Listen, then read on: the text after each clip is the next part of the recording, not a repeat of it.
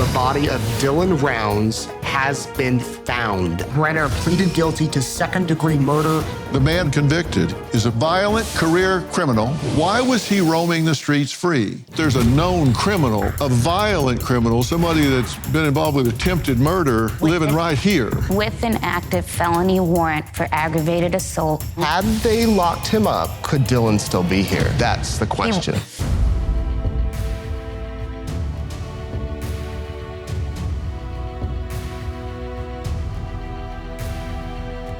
19-year-old Dylan Rounds had a sweet smile and disposition to match. His mom says he had a work ethic you just don't find in most young people today. He cared more about working on his farm than playing video games. That farm that he had worked so hard to buy is also where he mysteriously vanished and where his parents believe he was brutally murdered. The man convicted is a violent career criminal who, despite a laundry list of convictions, was walking free on the same streets as this innocent teen. This is Dylan Rounds, and he is currently missing out of Lucin, Utah, and his family needs your help if you're from the Idaho, Utah, Nevada area. Some breaking news in the Dylan Rounds case. James Brenner, the man who was squatting on property near Dylan's farm out in Lucin, Utah, was charged today with murder. James Brenner is charged with aggravated murder and desecration of a human body. He limped into the courtroom wearing an orange jumpsuit, handcuffs, and cuffs around his ankles. We have some breaking news to bring you right now. The body of Dylan Rounds has been found. Dylan Rounds, his remains have been found in the remote area of Lucin, Utah. As part of a plea agreement, Brenner led the investigators out to the site where the remains were, and they have been recovered. Brenner will serve 3 to 30 years in prison for killing the young man from Idaho and dumping his body in the remote Utah desert. Brenner pleaded guilty to second-degree murder and 2 counts of possession of a firearm by a restricted person. Brenner had nothing to say during the sentencing hearing today. Brenner had an outstanding warrant for allegedly beating a man with a lawn chair. He had also served time for attempted murder. Why was he roaming the streets free? Across America, woke lawmakers, mayors, prosecutors, and judges have lost control of their towns and cities. They're implementing no cash bail and not holding convicted criminals accountable. Chaotic scenes from Oakland, California, a city now notorious for its violent crime. Oakland Mayor Sheng Tao, who's been in office just 1 year, already facing a recall from dissatisfied voters. Police say they're working alongside community members and law enforcement partners at all levels to deploy resources strategically to combat criminal activity. A violent carjacking spree, the latest senseless crime to rock the nation's capital. Mohammed, a Grubhub delivery driver, has seen and experienced enough. Many blame what they see as lenient laws that put repeat offenders back on the street, as well as a drop in arrests and prosecutions. Well, that is all too typical. The justice system has seemingly gone soft. It is putting perpetrators' rights ahead of victim rights. When you look at Dylan's photo, you may be reminded of your own sons. His mother, Candace, says her child paid the price of our country's flawed justice system with his life.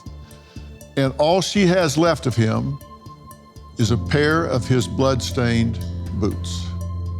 My son is Dylan Jamie Rounds. At the age of 18, Dylan was able to purchase 620 acres to start his own farm. That's how passionate he was about it. He was a very hardworking kid. From the time he was little, that's what he wanted to do. He wasn't your typical teenager. Dylan was last seen on May 26, 2022. He spoke with his grandmother on May 28th. And Dylan was moving his truck to the shed because it was raining. The property that the shed is on is also where James Brenner was squatting. On May 30th, we found out that nobody in the family had spoken to Dylan, so we all headed to his farm, and I reported him missing on the way to his farm. When we got to Dylan's farm, it was so unusual that he was not around. We knew there was something off.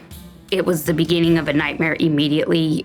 2 hours into the search and rescue called Justin and I over, Dylan's father, because they'd found a pair of boots behind a dirt mound. We both looked at those boots and looked at each other, and our hearts dropped. We knew instantly they were Dylan's boots. There was a spot on them that appeared to be blood. James Brenner moved over after Dylan had already purchased his land and started working it. He was not the type of man that would make the hair on the back of your neck stand up. Come to find out about James Brenner, he has a violent past that stretches from Maine to Nevada and back to Utah. He served time for attempted murder before. After finding out about James Brenner's violent past, everything made a little more sense in our son's disappearance. It felt like I should have known. As a mother, you feel like you should know. Brenner had a felony arrest warrant in Box Elder County from 2021. I get very frustrated with knowing these criminals that are walking free because warrants are not executed, and that is what led to our son's homicide. Well, joining me now is Dylan's mother, Candace Cooley, as well as Nate Eaton, a reporter for East Idaho News, who has been covering this case from the ground since day one. Thank you both for being here. And Candace, I'm glad to meet you, but I'm really sorry for the circumstances. Yes. It was May 28th, 2022, that Dylan called his grandmother, right? Correct. And that was the last time anyone heard from him. Correct. He tried to call James Brenner after he hung up with his grandma, but he didn't answer to let him know he was bringing the truck onto the property. Okay. You say that the investigation has just been a nightmare. Yeah, I would say lack of investigation. On the first day is when Dylan's boots were found. The very first day, and they were literally thrown on the back of a side-by-side, and everybody shrugged their shoulders and just kept moseying around. Really? Yeah, it was an hour and a half into the search and rescue found him. And the search and rescue team was amazing, right? That's when the sheriffs that were there should have taken over, with blood on his boots especially. But they didn't. No, and they were talking to Brenner and just moseying around. It was so strange. Nate, is this just lack of resources, small town lack of urgency? Why did this get off to such a slow and bad start? I think it's a little bit of that, what you mentioned. Think about a kid disappearing in the middle of nowhere. This is a desert. Nobody's out there. He disappears. 2 or 3 days go by. Candace contacts me as a news company and says, please do something. Get the word out. My son is gone. Then they find his boots by a pile of dirt, and on those boots is blood. I mean, you would think that the urgency there would have been escalated a little bit, but still, nothing. You know, here's a map of the area, and you're saying that Brenner was kind of squatting on this land, right? Correct. He had a camper here, and how far is it to here behind this rock that his boots were found? What's that distance across there? It's not very far, maybe 70 yards, and it's a big dirt mound is what it is. Okay, so all they have to do is punch up one thing to discover that there's a known criminal, a violent criminal, somebody that's been involved with attempted murder. With an active felony warrant for aggravated assault in the county of Box Elder. But yet nobody says, No. might want to talk to this person. Oh, they talked to him like he was their friend. Okay. It wasn't even about questions about like, when's the last time you seen Dylan, really stuff like that. It was like general chit chat about the weather, and it was bizarre. Wow. All right. Well, let's take a break. Coming up, Dylan's parents say that after he disappeared, they watched the convicted felon who lived next door, 70 yards from where the boots were found, remove trash bags from their son's truck. We'll talk about what that's all about next. $36 trillion. That is the U.S. debt, and it gets deeper and deeper by the day. Our debt has never been higher, nor have the stakes. The government is looking to slash the federal budget by $2 trillion, and no one knows what that will mean for your job, savings, and future. I've seen a lot in my time, and there's one thing I know for sure. You need to prepare before it's too late. I trust Preserve Gold to help protect my wealth, and I strongly urge you to do the same. They are the only precious metals firm I trust and recommend to my family, friends, and audience, and they have a special offer just for you. Text Dr. Phil to 50505 to get your free precious metals guide from Preserve Gold. With gold prices recently breaking records and analysts predicting this trend to continue throughout 2025, you cannot afford to wait. As a bonus, you can get up to $15,000 with a qualified purchase from Preserve Gold. So don't wait. Text Dr. Phil to 50505 today. Feeling the pinch of medication shortages and rising prices? Well, you're not alone. When the pharmacy shelves are empty, it's a scary place to be. Benjamin Franklin said it best: by failing to prepare, you are preparing to fail. Your health is too important to leave to chance. That's why you need Jace Case. Jace Case is your lifesaver, an emergency supply of essential prescription medications that you order before you need them. When life throws a curveball, be it supply chain hiccups, natural disasters, or a closed doctor's office, you won't be left scrambling. Having these vital medications on hand gives you control over your health. In today's unpredictable world, that peace of mind is priceless. Take control. Be prepared with Jace Case. Just go to jace.com and enter promo PHIL at checkout. That's promo code PHIL at JASE.com to have the right meds on hand the moment you need them.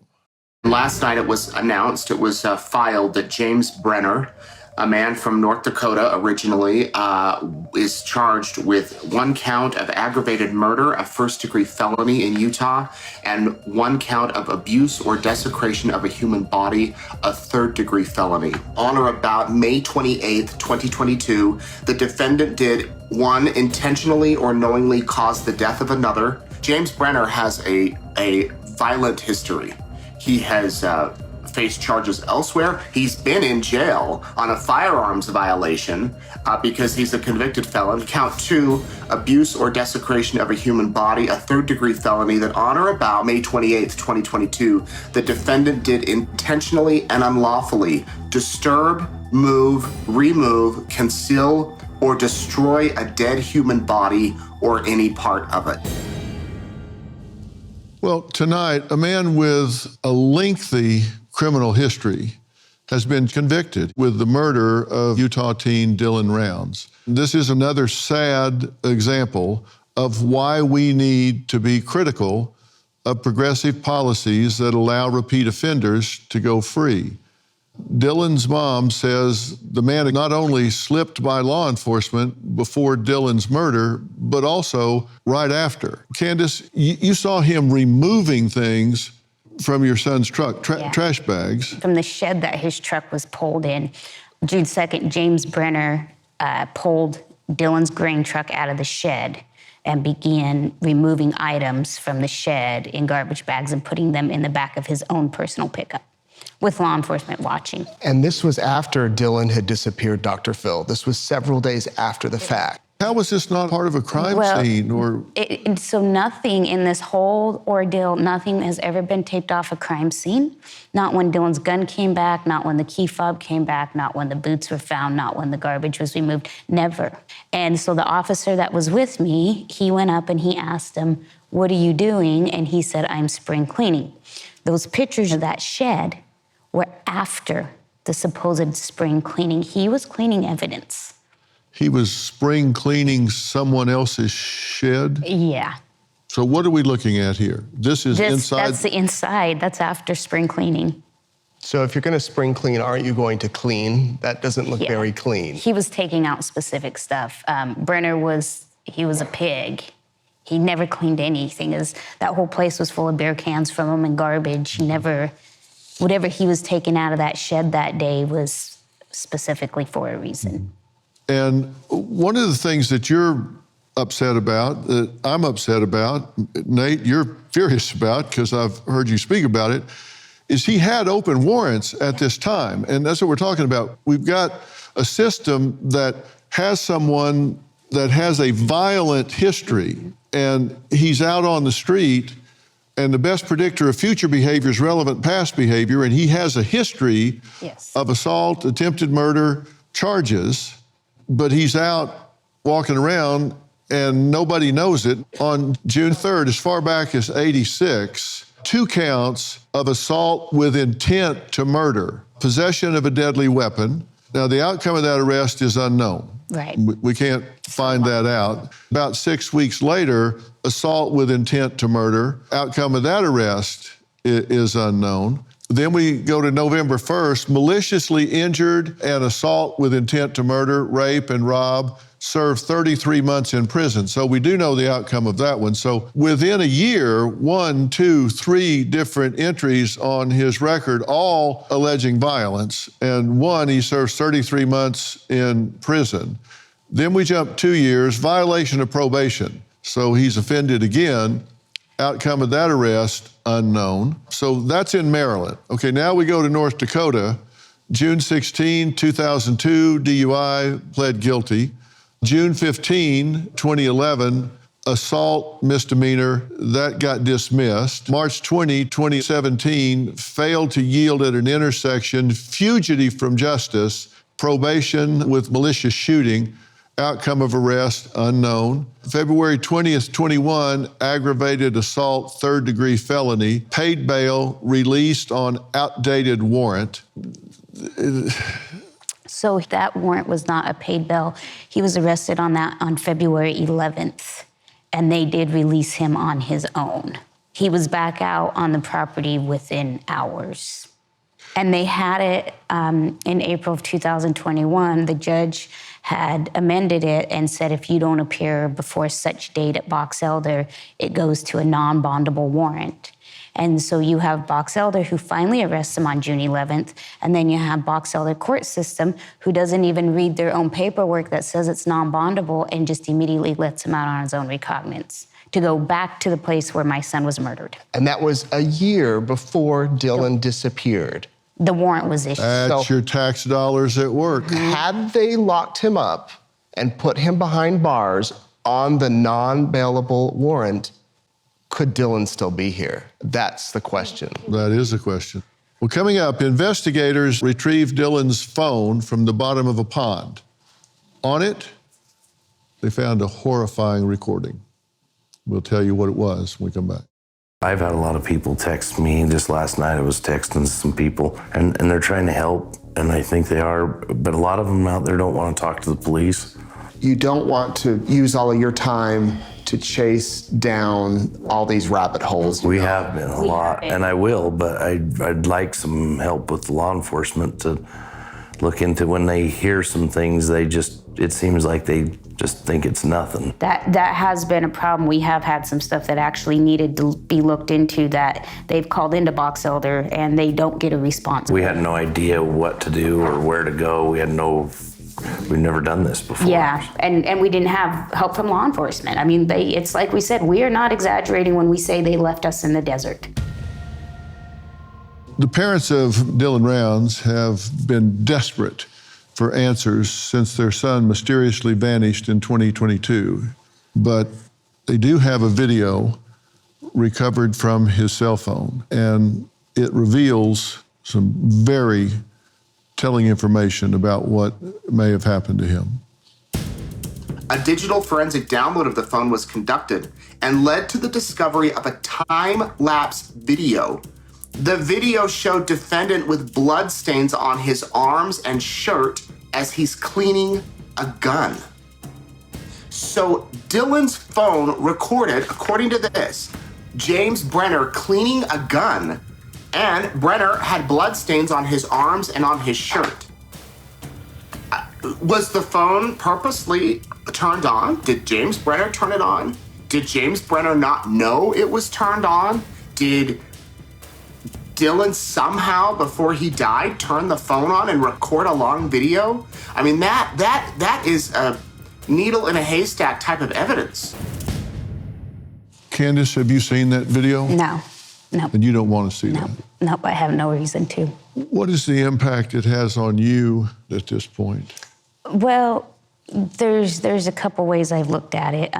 If things went the way they should have in the beginning, we probably would have had Dylan in a matter of days. I honestly feel like we were probably walking over him before Box Elder removed us from the property. But if that would have happened, it wouldn't have brought my son back, right? And so now we have this fight for Dylan so that we can change laws and make a difference, because just getting Dylan back, that doesn't change anything. It's going to continue to happen to other families until people stand up, and you don't know if the person sitting next to you is a violent criminal. You don't know if they have a warrant, and with law enforcement not doing their job, and then when they do, the justice system working against them and just releasing them, what does it do just to say we could have had Dylan back? Let's make a change. It's not unusual. The killer will try to trade the information for some lesser sentence or certainly some consideration. Do you think Brenner has or will try to make that kind of a trade? We will not make a trade that gives that man any chance of getting out. People see him, that one video that Nate filmed when he went to court with us, that he looks weak and he's meek and it's all an act. The man is strong and he's a big burly guy. Yeah, he's lost weight because he's in jail, but the limp and the twitching eye, it's all an act. If he is let out, even in 15 years, he's gonna turn to crime, right? Because he doesn't have any family, he doesn't have anybody to go to. He's gonna get stuck in a halfway house, and then he's gonna go harm somebody else to get what he wants, and we will not make a deal with the devil. We talk about this progressive court system where the basic argument from that point of view is that the system has failed the criminal. But we have to talk about whether criminals will reoffend or not. And according to the U.S. Bureau of Justice, 52% of people on probation in 2020 were felons. And federal offenders with violent priors are more likely to recidivate than nonviolent. And 53% of people arrested for murder had prior convictions. And 67% of federal violent offenders who are released get rearrested. So that's 2/3. And has the system failed these people in some way? Maybe it has. But my point is, you have to suppress the behavior before you try to rebuild the individual. It may be that the system has failed them, but you cannot take these people and release them on an unsuspecting, innocent society without telling anybody and expect there to be a good outcome. You have to suppress the behavior unless and until you are at a position where you can say, I can predict they're not going to reoffend. And unless you have empirical data to say that, you are turning known predators out onto innocent people. This is not hard math. Coming up, Candace says she searched her son's truck and home herself, and what she found chilled her to the bone. That's next. The IRS is the largest collection agency, with April 15th fast approaching. It's more aggressive than ever. If you owe back taxes or have unfiled returns, waiting's not an option. The smart move is to get ahead of this. Listen, never contact the IRS alone. Let the experts at Tax Network USA handle it for you. Tax Network USA has a preferred direct line to the IRS. Now, whether you owe $10,000 or $10 million, Tax Network USA's attorneys and negotiators have already resolved over $1 billion in tax debt. Talk with one of their strategists today. It's free.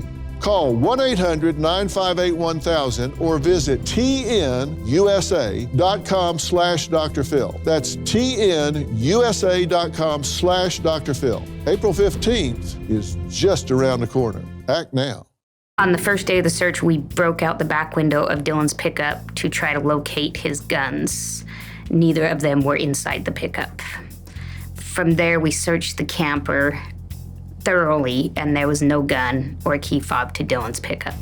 But the gun came back and was laying on the bathroom counter in plain sight. And my heart sank again. How did it come back?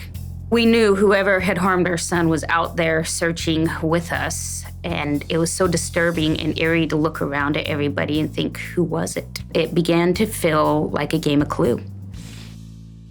Okay, Candace, you actually went in and dug around, and you know your son, Yeah. and you know what's his pattern and what's not, and what he does. What did you find? We specifically were looking for his guns, like we said, so Dylan's father, Justin, broke out the back window of the pickup because his pickup was locked, which is totally just another, like, oh, red flag.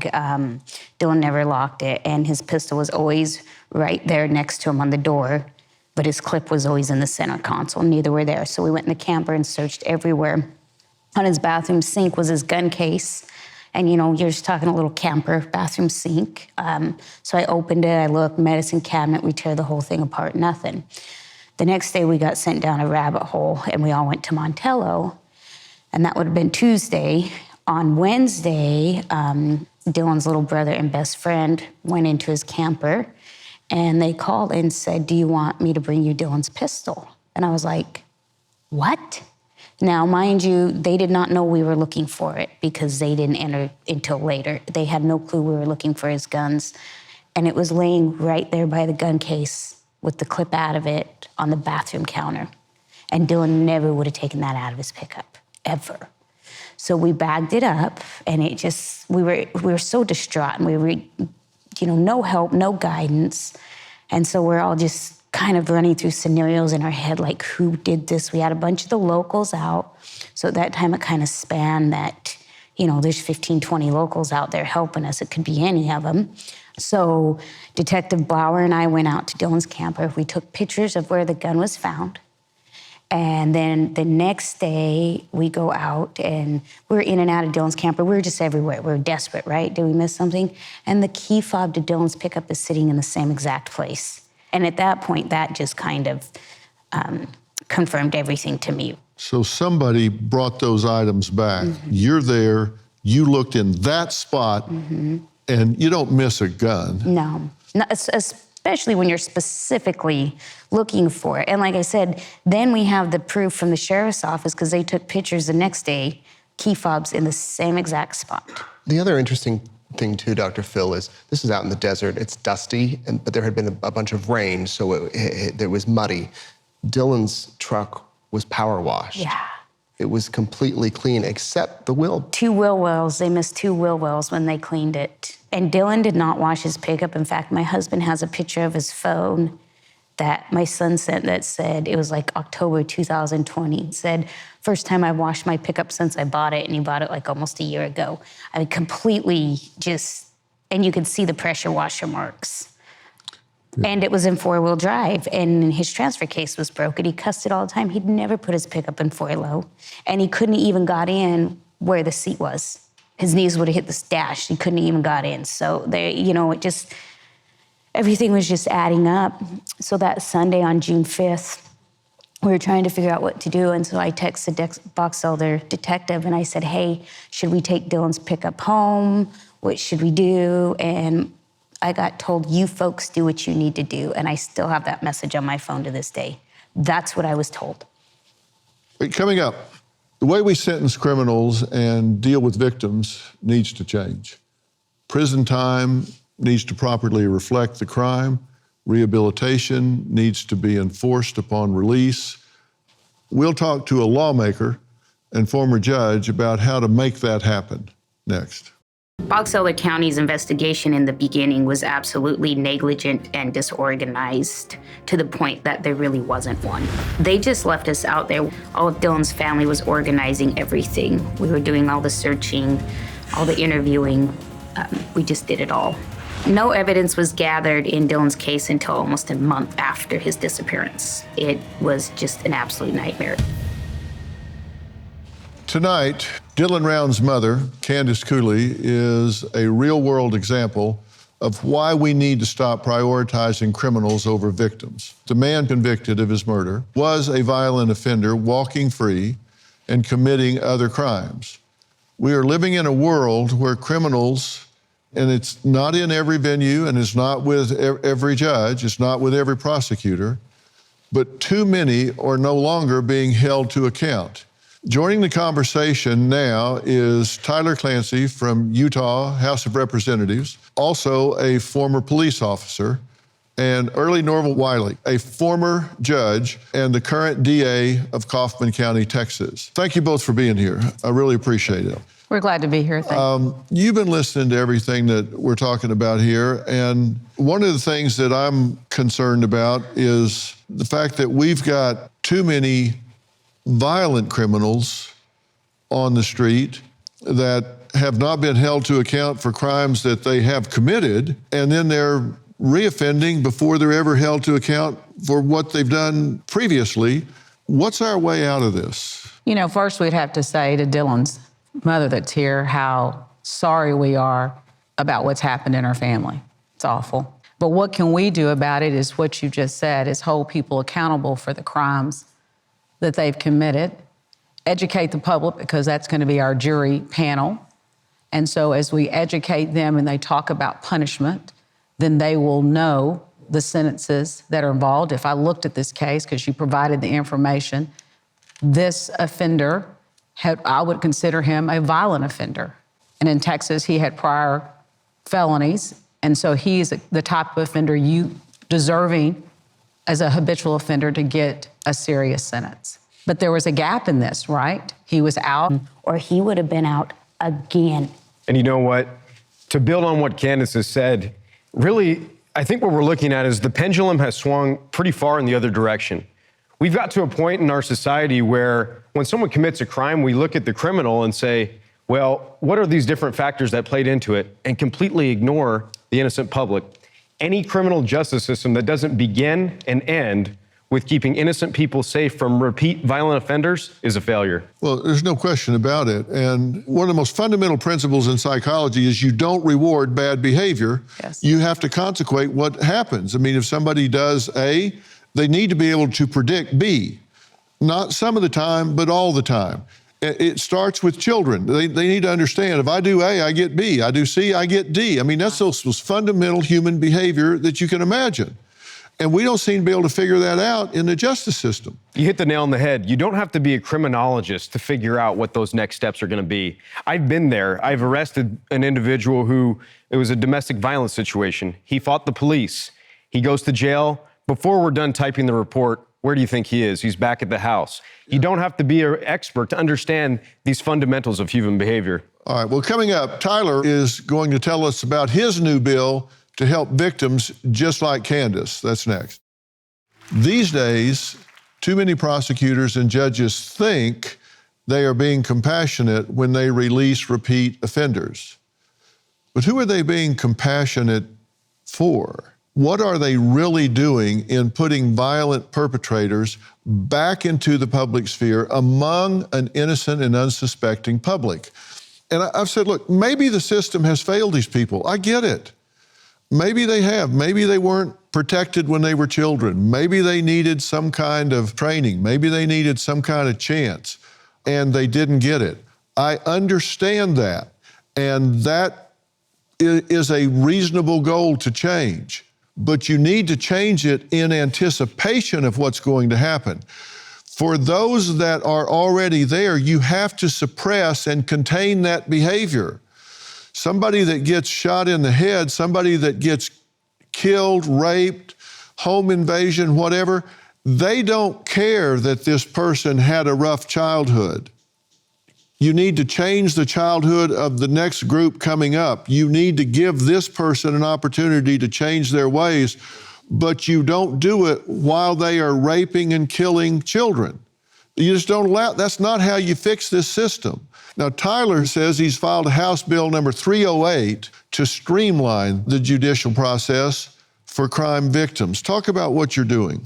Well, thanks for that lead in, Dr. Phil. Really, Candace has spoken her story as a mother, but you're also a mouthpiece for hundreds of families, not just in the state of Utah, but across the nation. Because I'll tell you, when someone's life is turned upside down by crime, it's not over. There's a long process to go, as you alluded to at the beginning of this. House Bill 308 seeks to make sure that the victim and their family has someone with them every single step of the way. So when a trial's pushed back for 8 months, you know why. You don't have to go searching for answers. We need to make sure that there's someone there communicating with the family every single step of the way to make sure that they're not collateral damage in the process. The truth is, some of these people can get arrested too quickly. You get one bite at the apple, and if you don't have a body and you don't have some physical evidence connecting a suspect to the crime, it can sometimes take time, but they need to build a case before they arrest, because if they arrest too quickly, it can get really bad. You're right, Dr. Phil, of course. But in that process, and I think that's what the representative is alluding to, is at least the family maybe not need to know the details of the investigation, but why it's taken longer. Because that's what we're finding out with the families. They're not in the loop, or they have a victim assistance coordinator from the police. Then they meet at the DA's office. And so they feel like they're in the shuffle. And to build on what you've been saying, we're concerned, yes, absolutely. In this country, you're absolutely guaranteed certain rights. But the most important right is for everybody to be able to exercise their free rights in a free society. So the innocent victims you're speaking about, their rights are being violated. And we never take that into account. We're looking at the defendant. And of course, there's a proper place for that. But the family's the one left to pick up the pieces. Why is it taking the trial so long? Why is this guy back out on the streets? Why did he post a bond? Why did the judge set the bond so low? What factors were taking place? And if I'm a family member, you feel like you're getting run around. Yeah, well, we got, I'll give you an example of kind of some of the stuff they put us through. So on December 11th of 2022, we were asked to meet with Box Elder Sheriff's Office and with prosecution. This was before charges. They were going to show us all the evidence that they had enough to charge him. We were not shown any of the evidence. We were actually asked to have Dylan declared legally deceased to make their case easier. This was 6 months after the fact. No body, no charges. With a victim's right advocate right there, that's what they brought us in and asked us to do. Mm-hmm. I'll tell you, I actually still am a police officer. So when the legislative session ends, I jump right back into it. Behind every badge is a human being. Right. And humans make mistakes. But we ought to create systems to make sure that those mistakes don't re-traumatize victims' families, and make sure we have professionals with you throughout the process. Yeah.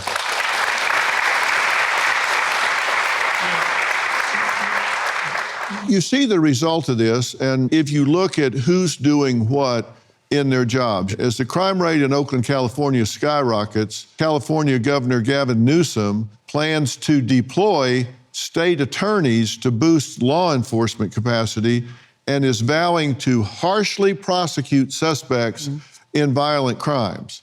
Now, the city's woke district attorney, Pamela Price, has been blamed for the soaring crime rates after promoting liberal policies like lower jail terms to increase equity in the city. A portion of Newsom's statement reads, "An arrest isn't enough. Justice demands that suspects are appropriately prosecuted. Individuals must be held accountable for their crimes using the full and appropriate weight of the law." Now, he started talking this way right after he started being considered as a presidential candidate. Wonder if that has anything to do with it. Because if you look at the rising crime rates, Oakland isn't the only city seeing a rise in crime attributed to woke policies and beliefs. New data shows a rise in crime in mid-sized cities. According to research advocacy group Our America, in 2022, Pittsburgh had 71 homicides, the highest number in decades. They also saw a 46% increase in shootings from 2020 to 2021. Aggravated assaults nearly doubled in Henderson, Nevada in 2022. Robberies also jumped by 91% that year. And the group who conducted the study attributes the change to the defund the police movement. And, they push all of this to defund the police. Then it all goes to hell and they start running 100% overtime. They start recruiting, trying to do everything they can to catch up. It just doesn't work. And people that have businesses and live in the cities, they don't want less police. They want order. They want more police.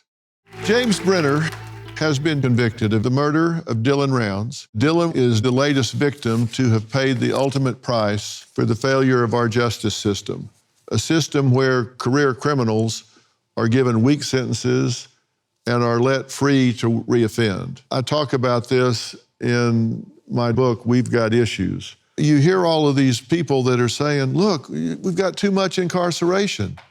Look at the cost. Look at all the people. We lead the world in incarceration. That may be true, but have you looked at the cost of decarceration? Have you looked at the cost on society of turning these people out onto the street and letting them victimize innocent people again? Candace believes if James Brenner had been behind bars serving time for one of his many offenses, her son would still be alive today. Is that true? Yeah, I can't say that for sure, but if there are gaps in the information from one state to another state, from one court, from one judge to another judge, that gap needs to be closed. Well, we've got the information systems to do that, right? I agree with you, Dr. Phil, and that's one thing we worked on in the Texas legislature with the new system, to give all that information so that the judges have that at magistration, because the best predictor, as you said, of future conduct is your past. And that doesn't mean that it can't change, but that's not fair to the victims and the society that's out there. That is, it's just not right. And so we balance that, but a violent offender is going to be a danger to the people that are out here in our society, in our communities. And we're gonna stop that. And that's what this family is making a call for. Because Dylan, if he would have made contact with that individual, may still be here. Yeah, it's a tragic story. Look, I want to thank my guest, and I want to thank all of you for watching this, and thank you for being here today.